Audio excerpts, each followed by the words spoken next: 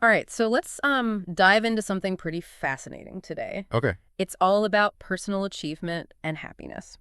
Sounds good. We're taking a deep dive into a book. Okay. It's called The 7 Mindsets to Live Your Ultimate Life. All right. You know, it's one you were actually curious about. I was, yeah. And the authors, Scott Shickler and Jeff Waller, spent a good chunk of their lives researching this. Yeah. 2 decades, Wow. to be exact. Okay. He worked with tons of students and educators just trying to Yeah. crack the code of why so many people crave happiness and success, but just seem to miss the mark. Yeah. So what really hooked me was this story in the intro Okay. about Scott teaching entrepreneurship Oh, wow. to a group of 10-year-olds at a Boys and Girls Club in Newark, New Jersey. Interesting. You know, back then, Newark had Yeah. kind of rough and tumble reputation, Right. and one of the kids, Jamal, was actually a car thief.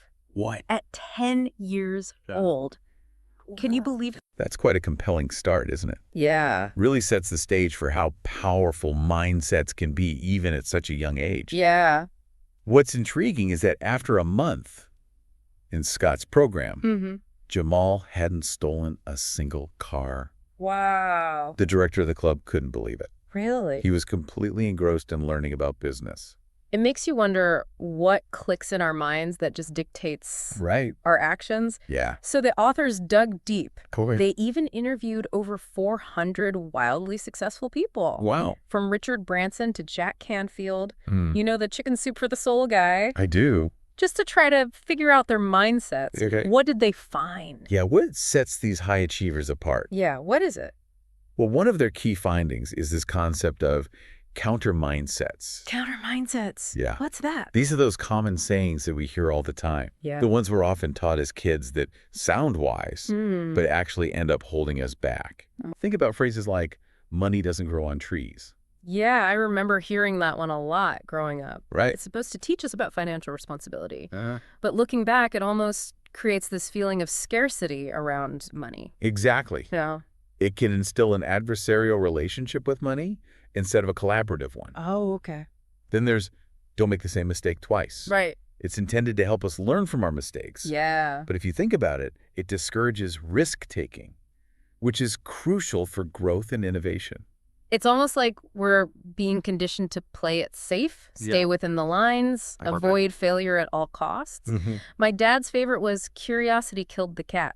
Oh, yeah. I mean, it's ironic because curiosity is what drives discovery and progress. Absolutely. Right. These counter mindsets, while often well-intentioned, Yeah. limit our potential and keep us playing small. Yeah. It's fascinating how these seemingly innocuous phrases can become ingrained in our subconscious and shape our behaviors.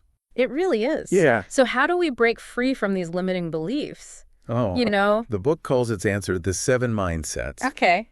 And the first one is, everything is possible. Everything is possible. That's a bold statement. It is. Is it really possible to achieve anything we set our minds to? Yeah. Isn't that a bit of an oversimplification? It's easy to dismiss it as overly optimistic, Right. but the authors make a compelling argument based on how our 5 senses actually limit our perception of reality. Yeah. Okay. We experience the world through this narrow lens, Yeah. leading to a scarcity mindset. We start believing that there are limited resources and opportunities, Right. and that we're only capable of achieving a certain level of success. So our senses, which we rely on so heavily, are actually holding us back. It's a bit mind-bending. That's pretty mind-bending. Think of it this way. Okay. We can only see a tiny sliver of the electromagnetic spectrum. There's a whole world of light and energy beyond what our eyes can perceive. Wow. Similarly, our brains have an almost unimaginable capacity Okay. for change and adaptation. They call this plasticity, Okay. referring to the brain's ability to rewire itself and form trillions of connections. Really? We're literally wired for growth and transformation. So it's like we're only using a fraction of our brain's potential. Yeah. So if we can tap into that untapped power, what's possible becomes a much bigger question. Precisely. Yeah. The book dives into the story of Jim Carrey, Okay. who, when he was the struggling comedian, wrote himself a $10 million check Wow. for acting services rendered. Yeah. He carried it in his wallet for 10 years, visualizing his success. I've heard about that. Yeah. And he actually went on to make $10 million. He did. For Dumb and Dumber. Yeah. But was it just a coincidence, or there's something deeper at play here? The authors suggest it's more than just coincidence. Okay. They delve into the science of visualization and how it can actually rewire our brains, creating new neural pathways that align with our desired outcomes. Wow. They argue that when we combine clear intention with consistent action, we tap into a power that goes beyond our conscious understanding. So it's about aligning our thoughts, beliefs, and actions with our goals? Yes. But just believing something is possible doesn't magically make it happen. What about the hard work, the discipline, the inevitable setback? Action is crucial, of course. Okay. But it has to be fueled by the right mindset. Right. The author's research shows that ultra-successful individuals possess a unique combination of belief and action. And that brings us to the next mindset, passion first. Okay, now, this is something I think we can all relate to. Yeah. The idea of finding our passion, that thing that gets us fired up, makes us want to jump out of bed in the morning. Yeah. But how do we actually identify it? Right. It's easy to say follow your passion, but what if you're not even sure what that is? The book tackles that head on. Okay. They ask a really interesting question. What's that? If money didn't matter, what would you do for free? It cuts through all the noise and it forces you to think about what truly excites you, what you'd be doing, even if you weren't getting paid for it. It's a great question, and I think it's something we often lose sight of as we get caught up in the day-to-day grind of making a living. Right. We start chasing external validation, the fancy job title, the big paycheck, instead of pursuing what truly lights us up. And that's where the concept of the passion seed comes in. The passion seed. Yeah. What's that? The authors suggest that each of us has a unique calling, a purpose that's woven into our very being. Okay. Sometimes we ignore it, try to bury it under societal expectations or practical considerations. Right. But it keeps resurfacing. Yeah. Especially during times of transition. Like a midlife crisis? Yes. Haha. Or even a quarter-life crisis, which is becoming increasingly common. Yeah, imagine graduating from college with all these dreams and expectations, only to find yourself a few years later feeling stuck in a dead-end job. Right. Questioning your choices, wondering if you've settled. That feeling of, is this all there is? It can be pretty unsettling. And that's when we need to reconnect with our passion seed. Okay. That inner compass that points us towards what truly matters. Right. The authors argue that ultra-successful people are often so aligned with their passions that they would have done their work for free. Really? It wasn't about the money. Wow. It was about the impact they were making, the fulfillment they were experiencing. That makes a lot of sense. When you're truly passionate about something, it doesn't feel like work. Right. It feels like a calling, a driving force that propels you forward even when things get tough. Exactly. It's about that intrinsic motivation, that feeling of purpose that goes beyond external rewards. And that brings us to another intriguing mindset. We are connected. We are connected. Think about it. Have you ever had that experience where you're thinking about someone you haven't spoken to in ages? Yeah. And then out of the blue, they call. All the time. It's almost spooky sometimes. It is. It's as if there's this invisible web connecting us all, a deeper level of interconnectedness that we're only beginning to understand. Right. This mindset challenges the dog-eat-dog mentality that's so prevalent in our society. Okay. And emphasizes the importance of collaboration and support in achieving success. So it's not about going it alone, clawing our way to the top? Not at all. Okay. In fact, many of the successful individuals the authors interviewed emphasized that they couldn't have done it alone. Right. They recognized the value of relationships, mentors, and even competitors. Competitors, yeah. In pushing them to grow and achieve their goals. They understood that success is a team sport, not a solo endeavor. That's a refreshing perspective. Yeah. We're often conditioned to believe that success is a zero-sum game, that for one person to win, someone else has to lose. And that kind of thinking can be incredibly limiting. Yeah. It fosters fear, scarcity, and cutthroat competition. Right. The authors highlight the example of Tiger Woods' perspective on competition. Okay. He values it not for winning, but as a catalyst for self-improvement. So it's about pushing ourselves to be better, not necessarily about beating everyone else. Exactly. Okay. It's about recognizing that we can learn and grow from everyone we encounter. Yeah. Even our rivals. Even our rivals. And it's not just about seeking support from like-minded individuals. Right? The authors emphasize the importance of embracing diversity Okay. and valuing different viewpoints. They share the story of Abraham Lincoln, who, after winning the presidency, appointed his political rivals to his cabinet. Wow. Talk about taking the high road. Yeah.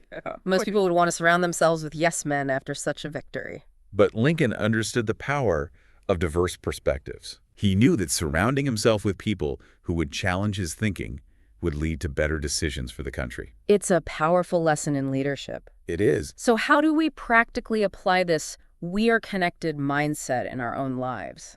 It starts with shifting our perspective. Okay. Instead of viewing others as obstacles or competitors, see them as potential allies, collaborators, and sources of inspiration. I like that. Recognize that we're all interconnected, part of a larger web of life. Yeah. And that our individual successes are often intertwined with the well-being of others. It's about fostering a sense of community and shared purpose. Yes. Understanding that we can achieve far more together than we ever could alone. Absolutely. So we've talked about believing in possibility, following our passions, and recognizing our interconnectedness. Right.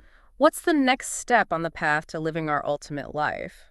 It's about taking ownership of our choices and actions. Okay. And that brings us to the mindset of being 100% accountable. This 100% accountable mindset sounds pretty serious. Well, it's about recognizing that we have a tremendous amount of power and influence over our own lives. But how do we stay accountable when so many things are outside of our control? The book illustrates this concept with a great anecdote about Earvin Magic Johnson. Okay. You know, one of the basketball greats? I do. In one game, he passed the ball to a rookie teammate who ended up fumbling it. Okay. Costing them the game. Oh, no. Most star players would have blamed the rookie, right, but not Magic. Okay. When asked about the play, he said it was a bad pass. Wow. He knew the young player was nervous and not quite ready for that pressure. Magic took full responsibility, showing true leadership. That's a pretty powerful example. It is. Owning your mistakes, even when it would be easy to point fingers. Exactly. It's about recognizing that we have control over our thoughts, our emotions, our plans, and our actions. Right. It's about focusing on what we can do differently next time. Yeah. Rather than dwelling on past failures or blaming external circumstances. It's a shift in focus from, why is this happening to me? Yeah. So what can I learn from this? Exactly. Yeah. It's about learning from our mistakes and using them as stepping stones to success. Right. And it's not just about taking responsibility for our actions, Okay. but also recognizing and celebrating our wins. Yeah. Those small but significant milestones along the way. So it's about acknowledging progress and building momentum, even when the journey feels long and challenging. Precisely.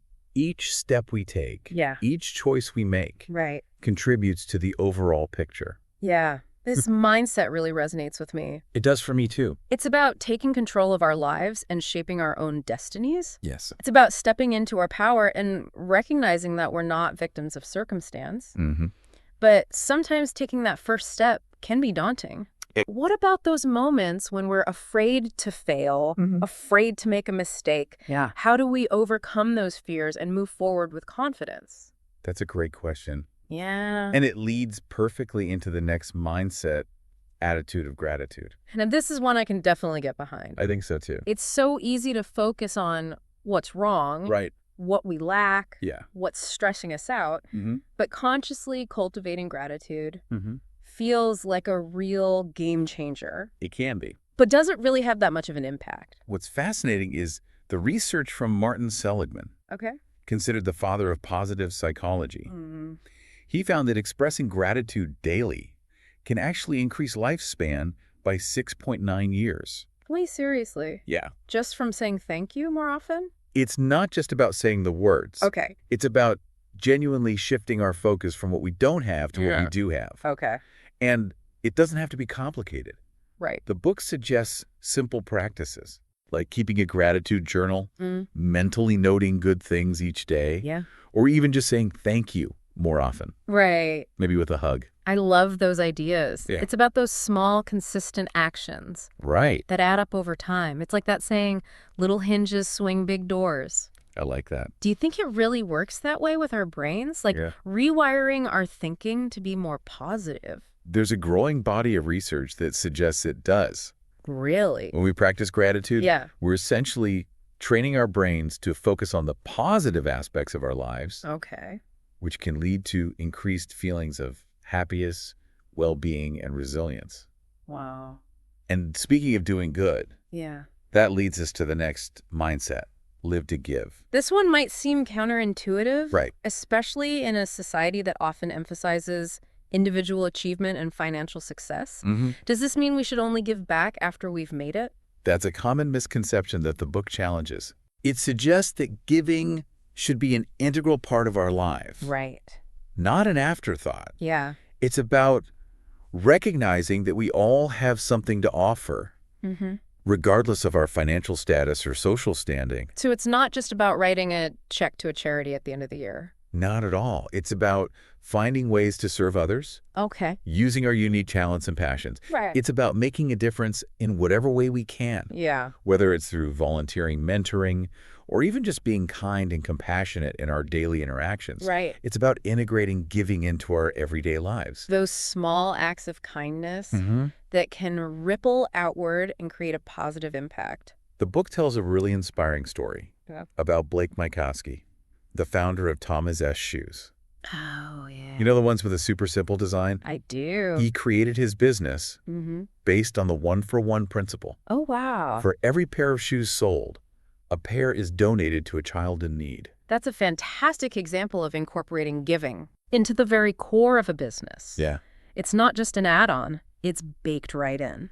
And the results speak for themselves. Wow. Tom MS has donated millions of shoes to children around the world, impacting countless lives. That's amazing. It shows that giving and success aren't mutually exclusive. Right. They can actually fuel each other. And it's not just about the impact on others, right? Right. Studies have shown that giving actually makes us happier and healthier. It does. It releases endorphins, reduces stress, and creates a sense of purpose and connection. Exactly. It's like that saying, the more you give, the more you get. Right. Not in a transactional way, but more like a ripple effect of positivity. I like that.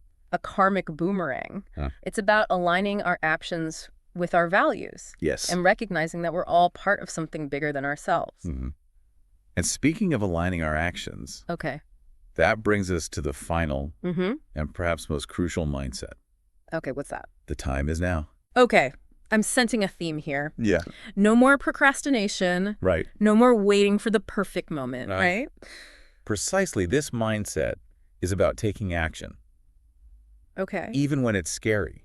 Yeah. Even when we're not sure what the outcome will be. It's about embracing the present moment and recognizing that we have the power to shape our own destinies. Ditching the excuses and making things happen. The book starts this chapter with a powerful quote from Theodore Roosevelt. Oh, really? It is not the critic who counts, not the man who points out how the strong man stumbles or where the doer of deeds could have done them better. The credit belongs to the man who is actually in the arena, whose face is marred by dust and sweat and blood. That's such a vivid image, the warrior in the arena. It is. Fighting for what they believe in, regardless of the obstacles. Wow. It's about embracing the messiness of life and taking those daring leaps of faith. And this mindset challenges those limiting beliefs we talked about earlier. Oh, okay. Like, don't make the same mistake twice. Right. The authors reframe failure as feedback. Okay. A necessary part of the learning process. So it's not about avoiding mistakes. Right. It's about learning from them and using them as stepping stones to success. Precisely. Okay. It's about recognizing that every experience, even the so-called failures, provides valuable lessons that shape our growth and resilience. Like Thomas Edison said, I haven't failed. I've just found 10,000 ways that won't work. Exactly. It's about shifting our perspective and seeing challenges as opportunities for innovation and discovery. Right. To really illustrate this. Okay. The book shares an incredible survival story. Oh, wow. About Beck Weathers on Mount Everest. This is the ill-fated 1996 expedition. Yeah. Where climbers got caught in a blizzard, right? Yes. Weathers was left for dead. Oh my gosh. Buried in the snow, blinded by the extreme conditions. Wow. But he had a vision of his wife and children, and that fueled his determination to live. Wow. He found the strength to stand up and miraculously made his way back to camp. That's a truly remarkable story of resilience and the power of purpose. It is. It shows that even when faced with seemingly insurmountable obstacles, we have the power to choose life, choose action, choose hope. And that's the essence of the time is now mindset. Yeah. It's about recognizing that we have the power to create the life we desire. Right. Starting right now in this very moment. Yeah. It's about embracing the journey with all its challenges and triumphs and living each day with intention and purpose. So we've explored these 7 mindsets. Believing in possibility, following our passions, recognizing our interconnectedness, taking ownership, cultivating gratitude, giving generously, and embracing the present moment. It's a powerful framework. It is. For living a more fulfilling and impactful life. But how do we actually put these mindsets into practice? Right. It's one thing to understand them intellectually, but how do we integrate them into our daily lives and make them stick? That's the million-dollar question. Yeah. And it leads us to the final chapter of the book. Okay. Where the authors provide practical suggestions for sustaining these mindsets and making them a part of who we are. So we spent this deep dive exploring these 7 mindsets. Yeah. They really do seem like they could be life-changing. They can be. But let's get practical. Okay. How do we actually weave these mindsets into our everyday lives? Right. Make them stick, you know? That's the golden question, turning insights into action. Right. The authors dedicate the last chapter to exactly that. Okay. Practical steps for embedding these mindsets so they become part of who you are. One thing that really resonated with me was their emphasis on what they call radical self-interest. Radical self-interest? Yeah. That sounds a bit, well, selfish, doesn't it? Right. I thought we were talking about living a more fulfilling life, not just focusing on ourselves. That's a common misconception. Okay. And the authors address it head on. It's not about being selfish or narcissistic. Okay. It's about understanding that to truly show up for others, to give our best, we need to prioritize our own well-being first. Right. Think of it like the oxygen mask on an airplane. Okay. You have to put on your own mask before you can help anyone else. That analogy makes a lot of sense. It does. It's about recognizing that we can't pour from an empty cup. Right. But what does that look like in practice? Yeah. How do we take care of ourselves while still being generous and supportive of others? It starts with understanding what truly nourishes us. Okay. Physically, mentally, emotionally, and even spiritually. It's about making conscious choices that align with our values and needs. Right. It's about setting boundaries, saying no when we need to, and making time for the things that bring us joy and rejuvenation. So it's about finding that balance between self-care and giving to others. It's not an either proposition. Right. It's a both hand. Exactly. Yeah. It's about recognizing that our well-being is interconnected with the well-being of those around us. When we take care of ourselves, we're better equipped to show up for others, to offer our gifts and talents, and to contribute to a more positive and harmonious world. I like that. Yeah. It's about creating a positive feedback loop, taking care of ourselves so we can better care for others. Right. But it can feel a little daunting to make these kinds of changes. It can. On our own. Yeah. What about the role of community? Yeah. What about that? How can we support each other on this journey? Right. The authors talk about the power of the pack. The power of the pack. Yeah. Yeah.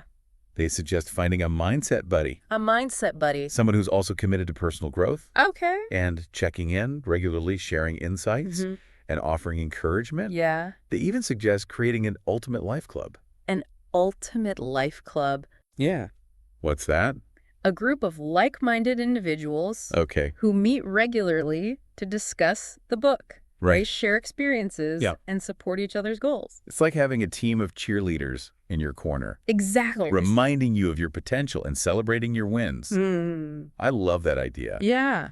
It's so much easier to stay motivated when we feel connected and supported. It is. You know? It's about creating an environment of accountability and positive reinforcement. Right. It's about surrounding ourselves with people who believe in us and challenge us to be our best selves. Yeah.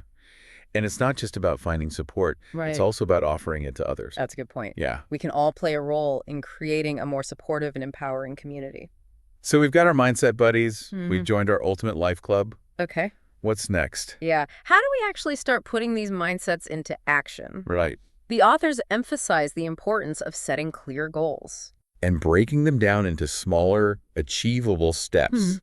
They call this measuring milestones. Measuring milestones. It's about taking that big, audacious vision and creating a roadmap to get there. So it's not just about having a destination in mind. Right. It's about mapping out the route and celebrating those smaller victories along the way. Exactly. Okay. It keeps us motivated, Yeah. reinforces our progress, and helps us stay on track even when we encounter obstacles. I think that's key. It is. It's easy to get overwhelmed when we focus on the enormity of the goal. Right. But breaking it down into bite-sized pieces makes it feel much more manageable. And finally, the authors emphasize the importance of patience and persistence. Okay. Real change takes time, Yeah. and there will be setbacks along the way. Right. It's about embracing the process, learning from our mistakes, Yeah. and not giving up on ourselves when things get tough. It's about adopting that marathon mindset. Yes. Knowing that it's a long game and that consistent effort will eventually lead us to the finish line. And remembering that the journey itself is just as important as the destination. Right. It's about who we become along the way, the lessons we learn, the resilience we develop, the connections we make. Right. It's about living intentionally, Yeah. embracing the present moment, and making choices that align with our values and aspirations. Wow, this has been a really inspiring deep dive. It has. These 7 mindsets: believing in possibility, following our passions, recognizing our interconnectedness, Right. taking ownership, cultivating gratitude, Yes. giving generously, and embracing the present moment Right. are such a powerful framework for living a more fulfilling and impactful life. They are. As we wrap up, what's the one thing you'd like our listeners to take away from this deep dive? I think the most important takeaway is that we have the power to create the life we desire.